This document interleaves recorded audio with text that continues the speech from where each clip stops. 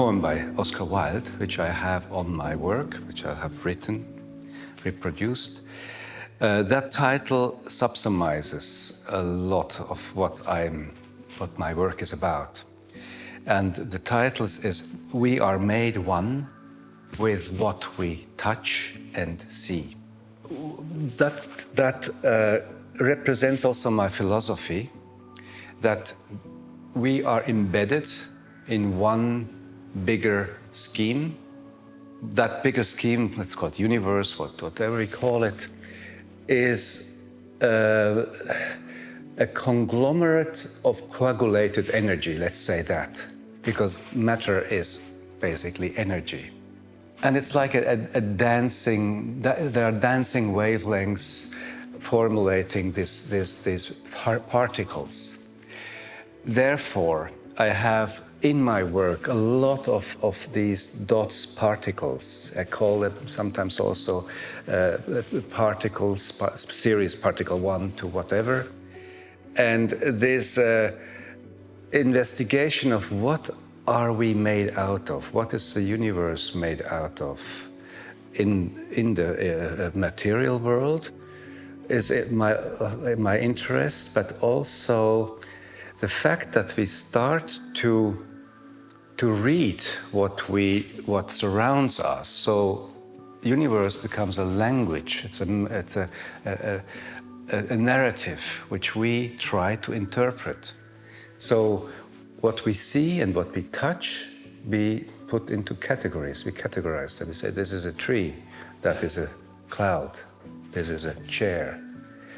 But these are artificial categories because there's no chair, no tree, no cloud at the same time. Of course, for us, they exist as these entities. But in between, there's things, same waves, but not coagulated in the same, not for our senses to realize. So that is the starting point, and of course I'm very much interested in nature, the language of nature, and I see that there is an underlying physical rule which you can find in everything. Like when the water is flowing, you have, I call this one the secret life of water 1, secret life of water 2. So for example, the flow of the water. If you look at the structure of the flow itself, you can find it in any life forms. So structurally, everything is connected. And they have a specific aesthetics. Of course, they're beautiful. Nature is beauty per se. Now, with these specific works here, I made a photo of water flowing down the window. And it rains and it flows down, drops. So I made a photo. That was my starting point. And then, of course, by modeling it, changing it digitally, I found out, maybe I will have to get up to show you. Now, what was interesting for me in this process, of course, first of all, the structure of the water flowing, then the aesthetics in it, which then, of course, from the reality, I transformed it in such a way that I have certain structures. And then, which is very interesting, when you start to blow up the digital photo, blow up, blow up, blow up, suddenly you can almost see the hardware of the wiring of the computer almost. So if you make then a close-up, you will see here. And then from this work, from this photo, I took just a segment and I took out a segment from that work and just blew up again that small area, and then I get to this result. And then if you go close, you can see like a wiring the wiring, the hardware of the computer.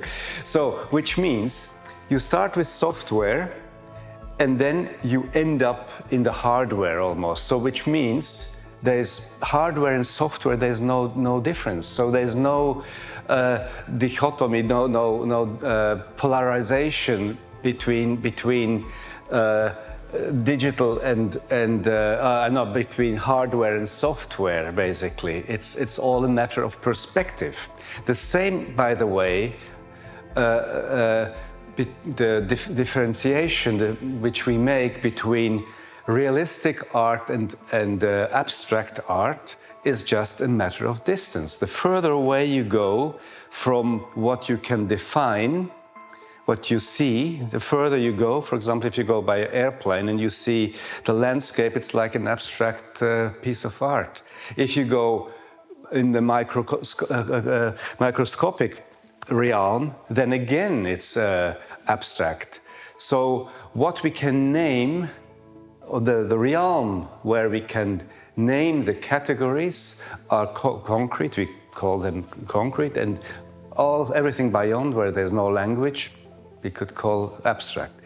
So that's just in parentheses, but this is a very, for me, very really revelating process. Of course, there's not just the digital then, but what I do is I enhance the areas by making all these hundred thousands of elevated dots with concrete and oxides. So I dot it. So it's for me like a meditation work where I enhance the traces of the water and be in that very moment in the flow of the water. Now another I just talked about this meditative state of mind where I'm in when I'm working. This is a good example of it. It's called becoming. So, for example, here, it's also thousands, I don't know, I'll never count them, but lots of dots. I start somewhere. Here, for example, I started in the corner. And I have a mixture of white oxide and cement and like a toothpick, a prolonged toothpick, and I work horizontally, flat. So I take always dot by dot by dot by dot. So, and interestingly, I don't have a concept of how it will look at the end. I just let myself being led by an invisible hand, and it just grows and it forms, so to say, itself. And that's, it becomes something. It's a process which is for me very, very important. And I just try to lose myself in the process and